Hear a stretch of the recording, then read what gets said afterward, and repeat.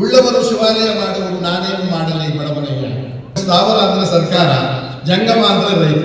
ಮುಖ್ಯಮಂತ್ರಿಗಳೇ, ಸರ್ಕಾರ ಕಳಿಬಿಟ್ಟು ನಮ್ ಗೋಳನ್ನು ಕೇಳೋರು ಯಾರು? ಅಧಿಕಾರ ಕೇಂದ್ರೀಕರಣ ಮಾಡಿದ್ರು ಹೆಗ್ಡೆ ಅವರು ಒಂದ್ಸರಿ. ನಮ್ಮ ಪ್ರಜಾಪ್ರಭುತ್ವಕ್ಕೆ ಧಕ್ಕೆ ಅಲ್ವ ಮುಖ್ಯಮಂತ್ರಿಗಳೇ? ರೈತಾಗಿ ಬಂದಿದ್ದೀರಲ್ಲ ನೀವು. ಕೇಂದ್ರ ಸರ್ಕಾರ ಒಂದು ರೀತಿಯಲ್ಲಿ ದಬ್ಬಾಳಿಕೆ. ಈ ಹಬ್ಬವನ್ನ ಹಬ್ಬವಾಗಿ ಆಚರಿಸಬೇಕು ಅಂತ ಇಲ್ಲ, ಹೋರಾಟದ ರೂಪುರೇಷೆಗಳನ್ನು ಇಟ್ಟುಕೊಂಡು ನಮ್ಮ ಹಕ್ಕೊತ್ತಾಯವನ್ನು ಮಾಡೋದ್ರ ಮುಖೇನ ಹಬ್ಬವನ್ನು ಆಚರಿಸಬೇಕಾದ ಪರಿಸ್ಥಿತಿ ನಮಗೆ ಬಂದಿದೆ. ಶಾಂತಕುಮಾರ್ ಅವರಿಗೆ ವಿಶೇಷವಾದ ಧನ್ಯವಾದಗಳನ್ನು ಅರ್ಪಿಸ್ತಾ ಇದ್ದೀನಿ. ನಿರಂತರವಾಗಿ ಈ ರೀತಿಯ ರೈತರ ಹೋರಾಟಗಳನ್ನು ಮಾಡಿಕೊಂಡು ಅವರ ಬೇಡಿಕೆಗಳ ಅವರ ಹಕ್ಕೊತ್ತಾಯಗಳನ್ನು ಮಾಡಿಸೋದಕ್ಕೆ ಶ್ರಮ ಆಗ್ತಾ ಇದ್ದಾರೆ. ಸರ್ಕಾರದಲ್ಲಿ ಮುಖ್ಯಮಂತ್ರಿಗಳಾಗಿದ್ದಂಥ ಸಿದ್ದರಾಮಯ್ಯ ಅವರು 4 ವಾರ ಮಾಡಿದ್ರು, ಬರಬೇಕಾಗಿತ್ತು, ಬಂದಿಲ್ಲ. ಇದು ಮಾಮೂಲಿ, ಎಲ್ಲಾ ಮುಖ್ಯಮಂತ್ರಿಗಳು ಬರಬೇಕಾಗಿತ್ತು, ಬಂದಿಲ್ಲ, ಬರಬೇಕಾಗಿತ್ತು, ಅಕಸ್ಮಾತ್ ಬಂದ್ರು ಕಾರ್ಯಕ್ರಮ ಮುಗಿಯ ಹೊತ್ತಿಗೆ ಬರ್ತಾರೆ.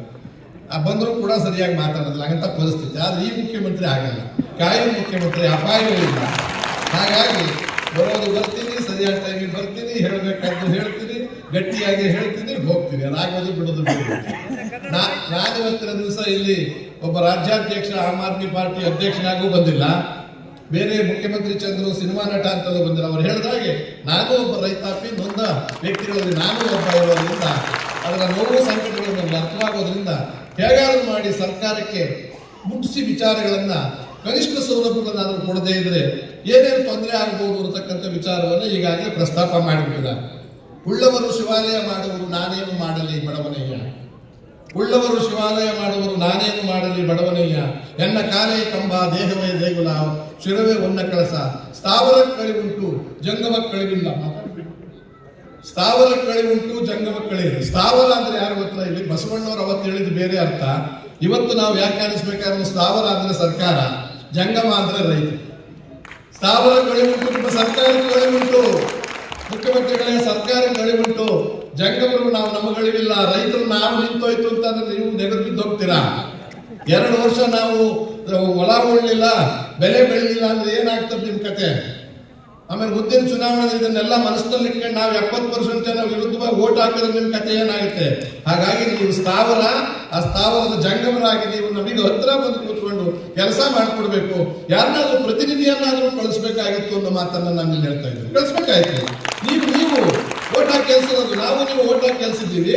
ಅದರಿಂದ ಬೇಜವಾಬ್ದಾರಿತನ, ಉದಾಸೀನ, ತಾತ್ಸಾರ ಇರಬಾರ್ದು ಮನವಿ ಮಾಡ್ಕೋತಾ ಇದ್ದೀನಿ. ಯಾಕಂದ್ರೆ ನನ್ನ ಪದವಿ ಏನು ಹೋಗಲ್ಲ, ಯಾರನ್ನು ಬೈದ್ರು ಕೂಡ ಅವ್ರ ಪದವಿ ಹೋಗುತ್ತೆ ಹೆಚ್ಚು ಕಡಿಮೆ ಮಾಡ್ಕೊಂಡು. ಹಾಗಾಗಿ ಬಹಳ ಪ್ರೀತಿಯಿಂದ ಅಭಿಮಾನಪೂರ್ವಕವಾಗಿ ಶಾಂತಕುಮಾರ್ ಅವರ ಏನು 21 ಬೇಡಿಕೆ ಈ ವಿಶ್ವ ರೈತ ದಿನಾಚರಣೆ ಹಬ್ಬವಾಗಿ ಕಳಿಸಿದ್ದಾರೆ. ಆ 21ರಲ್ಲಿ ಬಹುತೇಕ ಎಲ್ಲವೂ ಮಾಡಬೇಕಾಗಿರ್ತಕ್ಕಂಥದ್ದು, ಮಾಡಕ್ಕಾಗುವಂಥದ್ದಾದ್ರಿಂದ ದಯಮಾಡಿ ಈ ವೇದಿಕೆಯ ಮುಖೇನ ಬೇಡಿಕೆ ಇಡ್ತಾ ಇದ್ದೀನಿ. ಈ ಮತ್ತೆ ನಾವು ಮುಂದಿನ ದಾರಿಯನ್ನ ಬೇರೆ ರೂಪಕ್ಕೆ ತಗೊಂಡು ಹೋಗೋದಕ್ಕೆ ಮುಂಚೆ ಇದ್ರ ಬಗ್ಗೆ ಗಮನ ಕೊಡಬೇಕು, ಎಚ್ಚರಿಕೆ ವಹಿಸಬೇಕು, ಮಾಡಬೇಕು ಅನ್ನೋದನ್ನ ನನ್ನ ಹಕ್ಕೊತ್ತಾಯವನ್ನು ಮಂಡಿಸ್ತಾ ಇದ್ದೀನಿ. ಹೆಸರೆಲ್ಲ ಹೇಳಕ್ ಹೋಗ್ಬನ್ನಿ ಅಲ್ವಾ? ದುಡಿಯೋ ಕಾಯಕವೇ ಕೈಲಾಸ ಅಂದ್ರು ಬಸವಣ್ಣವರು. ದುಡಿಮೆಯೇ ನಮ್ಮ ಕಾಯಕ, ದಾಸೋಹವೇ ನಮ್ಮ ಕರ್ಮ.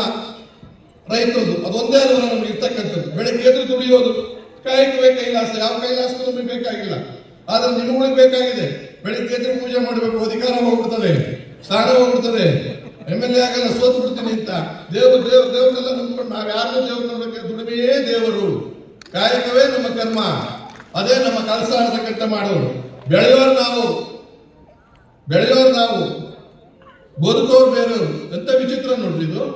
ಬೆಳೆಯೋರು ನಾವು, ಬದುಕೋರು ಬೇರೆಯವರು. ನಮ್ಮ ನಾಡೋರು ಬದುಕೋರು. ನಮ್ಮ ಗೋಳನ್ನು ಕೇಳೋರು ಯಾರು? ಆ ಕೇಳಿಸ್ಬೇಕು ಅನ್ನೋ ಕಾರಣಕ್ಕೋಸ್ಕರವಾಗಿ ಈ ರೀತಿಯಾದ ಹೋರಾಟವನ್ನು ಹಮ್ಮಿಕೊಂಡಿದ್ದೀವಿ. ಕಾರ್ಯಾಂಗ, ಶಾಸಕಾಂಗ, ವ್ಯಾಪಾರಿಗಳು ಅಧಿಕಾರವನ್ನು ಕೇಂದ್ರೀಕರಣ ಮಾಡಿದ್ರು ಹೆಗ್ಡೆ ಅವರು ಒಂದ್ಸರಿ. ಅದು ಏನಾಯ್ತು? ಇವತ್ತು ಅಧಿಕಾರ ವಿಕೇಂದ್ರ ಮಾಡಿಕೊಂಡಿದ್ದು ನಮ್ಮ ನಿಮ್ಮಂತವರೆಲ್ಲ ಅಧಿಕಾರ ಮಾಡಿ ನಮ್ಮ ಅನುಕೂಲಗಳನ್ನು ಪಡಿಬೇಕು. ತಾಲೂಕ್ ಪಂಚಾಯತಿ, ಗ್ರಾಮ ಪಂಚಾಯತಿ, ಜಿಲ್ಲಾ ಪಂಚಾಯತಿ, ಆಮೇಲೆ MLAಗಳು, MP ಗಳು 5 ವರ್ಷದಿಂದ ಚುನಾವಣೆ ಮಾಡಿಲ್ಲ ಅಂತ ಅಂದ್ರೆ ಅಧಿಕಾರ ವಿಕೇಂದ್ರೀಕರಣ, ಅಧಿಕಾರವನ್ನ ಕೇಂದ್ರೀಕರಣ ಮಾಡ್ಕೊಂಡಿದ್ದೀರಾ, ಲಂಚಾವತಾರವನ್ನ ಕೇಂದ್ರೀಕರಣ ಮಾಡ್ಕೊಂಡಿದ್ದೀರಾ. ನಮ್ಮ ಪ್ರಜಾಪ್ರಭುತ್ವಕ್ಕೆ ಧಕ್ಕೆ ಅಲ್ವ ಮುಖ್ಯಮಂತ್ರಿಗಳೇ? ದಯಮಾಡಿ ಮಾಡಿ. ಹಾಗೆ ನಮ್ಮ ಗ್ರಾಮದ ಕೆಲಸವನ್ನು ನಾವೇ ಮಾಡ್ಕೋತೀವಿ, ನಿಮ್ಮನ್ನು ಕೇಳಬೇಕಾಗಿಲ್ಲ. ನಮ್ಮ ಬೆಳೆ ನಿಗದಿಯನ್ನು ನಾವೇ ಮಾಡ್ಕೋತೀವಿ. ಅತಿವೃಷ್ಟಿ ಅನಾವೃಷ್ಟಿ ಆದಾಗ ಏನು ಸೌಕರ್ಯ ಬೇಕು ಅದು ನಾವೇ ಕೇಳ್ಕೋತೀವಿ. ಆ ದೃಷ್ಟಿಯಿಂದ ಅದನ್ನು ಬೇಡಿಕೆ ಇಡ್ತಾ ಇದ್ದೀವಿ. ಕಬ್ಬು ಬೆಳೆಯೋರು ನಾವು, ದುಡ್ಡು ಮಾಡೋರು ಬೇರೆಯವರು, ಹತ್ತಿ ಬೆಳೆಯೋರು ನಾವು, ಬಟ್ಟೆ ಮಾರೋರು ಶ್ರೀಮಂತ, ಟೊಮೆಟೊ ಮಾರೋರು ನಾವು, ಸಾಸ್ ಮಾಡ್ಕೊಂಡವ್ರು ದುಡ್ಡು ಮಾಡ್ಕೊಂಡ್ರು, ಆಲೂಗಡ್ಡೆ ಗೆಣಸು ಬಾಳೆಕಾಯಿ ಮಾಡೋರು ನಾವು, ಚಿಪ್ಸ್ ಮಾಡ್ಕೊಂಡವ್ರು ದುಡ್ಡು ಮಾಡ್ಕೋತಾರೆ. ಇದು ಸರ್ಕಾರದ ಸಹಾಯದಿಂದ ಆಗ್ತಿರ್ತಕ್ಕಂಥ ಕೆಲಸ. ನೀವು ಯಾರಿಗೆ ಕಂಪ್ನಿಗಳಿಗೆ ಕೊಡ್ತಾ ಇರ್ತಕ್ಕಂಥದ್ದು? ಅದಾನಿ, ಅಂಬಾನಿ, ರಿಲಯನ್ಸ್ ನೀವು ಕೊಡೋದಾದ್ರೆ ನಾವು ಇವತ್ತು ಬೆಳೆದಿದ್ದ ಬೆಳೆ 15 ದಿವಸಕ್ಕೆ ಮಾರದೇ ಇದ್ರೆ ಕೊಡ್ತೋಗ್ತದೆ. ನೀವು ಯಾರಿಗೆ ಅನುಕೂಲ ಮಾಡ್ಕೊಡ್ತೀರೋ ಅವ್ರು 1 ವರ್ಷ ಇಟ್ಕೊಂಡು ಹೋದಕ್ಕೆ ಎಸೆನ್ಸು ಹಾಕಿ ಆರೋಗ್ಯನೂ ಕೆಡಿಸಿ ಅವ್ರು ಬದುಕ್ತಾ ಇದ್ದಾರೆ, ಅವ್ರು ಶ್ರೀಮಂತರಾಗಿ. ಯೋಚನೆ ಮಾಡೋದು ಬೇಡವಾ? ನೀವು ರೈತಾಗಿ ಬಂದಿದ್ದೀರಲ್ಲ, ನೀವು ಬಹಳ ಇದನ್ನ ಯೋಚನೆ ಮಾಡ್ಬೇಕು ಅಂತ ಹೇಳ್ತೀನಿ.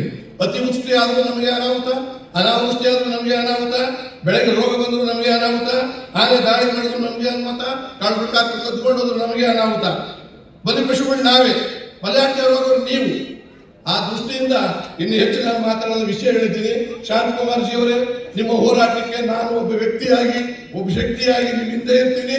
ಆದ್ರೆ ಒಂದು ಯೋಚನೆ ಮಾಡಿ, ಬೇರೆ ನಿಗದಿತ ವೇಳೆಯಲ್ಲಿ ಆಗದೆ ಹೋದ್ರೆ 15 ಬೆಳಗ್ಗೆ 21 ಕೇಳಿದ್ರೆ ಆಗದೆ ಹೋದ್ರೆ ಬೇರೆ ಹೋರಾಟ ಅಷ್ಟೇ ಅಲ್ಲ, ಮುಂದಿನ ಚುನಾವಣೆಯಲ್ಲಿ ಮತದಾನದ ಬಗ್ಗೆ ಯೋಚನೆ ಮಾಡಬೇಕು. ಯಾರಿಗೆ ಹಾಕ್ಬೇಕು ನಾವು ಮತ? ಈ 3 ಪಾರ್ಟಿಗಳು ಯೋಗ್ಯರ ಅಲ್ಲ ನೀವು ತೀರ್ಮಾನ ಮಾಡಿದ್ರೆ ಆ ಬದಲಾವಣೆ ಮಾಡೋಕ್ಕೆ ಸಾಧ್ಯ ಇಲ್ಲ. ನಿಮ್ಮವ್ರು ಯಾರಾದ್ರೂ ಎಮ್ಎಲ್ಎ ಆಗಿ, ನಿಮ್ಮವ್ರು ಯಾರಾದ್ರೂ ತಾಲೂಕ್ ಪಂಚಾಯತಿ ಮೆಂಬರ್ ಆಗಿ, ನಮ್ಮಲ್ಲಿ ಯಾರಾದ್ರೂ ಜಿಲ್ಲಾ ಪಂಚಾಯತ್ ಆಗ್ಬೇಕೆ ಹೊರತು ಅಪ್ಪ ಮಗ ಮೊಮ್ಮಗ ಅಂತ ಕುಟುಂಬ ರಾಜಕಾರಣ ಮಾಡ್ತಾರೆ. ಅದು ಹೋಗದೇ ಇದ್ರೆ ಈ ವ್ಯವಸ್ಥೆ ಹೋಗೋದಿಲ್ಲ. ಘಂಟಾಘೋಷವಾಗಿ ಹೇಳ್ತಾ ಇದ್ದೀನಿ. ಆ ದೃಷ್ಟಿಯಿಂದ ಧೈರ್ಯ ಮಾಡಿ ನೀವೆಲ್ಲರೂ ಕೂಡ ಮುಂದಿನ ಚುನಾವಣೆಯಲ್ಲಿ ನಮ್ಮ ಪರವಾಗಿ 21 ಕಾರ್ಯಕ್ರಮಗಳನ್ನು, ರೂಪುರೇಷೆಗಳನ್ನು ರೈತರ ಪರವಾಗಿ ಇಲ್ಲದೆ ಹೋದ್ರೆ ಕೇಂದ್ರ ಸರ್ಕಾರ ಒಂದು ರೀತಿಯಲ್ಲಿ ದಬ್ಬಾಳಿಕೆ, ರಾಜ್ಯ ಸರ್ಕಾರಗಳು ಇನ್ನೊಂದು ರೀತಿಯಲ್ಲಿ ನಿಸ್ಸಹಾಯಕರಾಗಿ ಕೂತಿದ್ರೆ ನಾವು ಯಾಕೆ ಸುಮ್ಮನೆ ಕೂತ್ಕೋಬೇಕು? ಹೇಳಿ, ಎದ್ದೇಳಿ. ಅಪಾಯ ಇದೆ. ಯಾವ ಬೆಳೆಗೆ ಬೇಕಾದ್ರೂ ತಾಲೂಕ್ ಪಂಚಾಯತ್, ಜಿಲ್ಲಾ ಪಂಚಾಯತಿ ಬರ್ತದೆ, ಹೇಳೋಣ.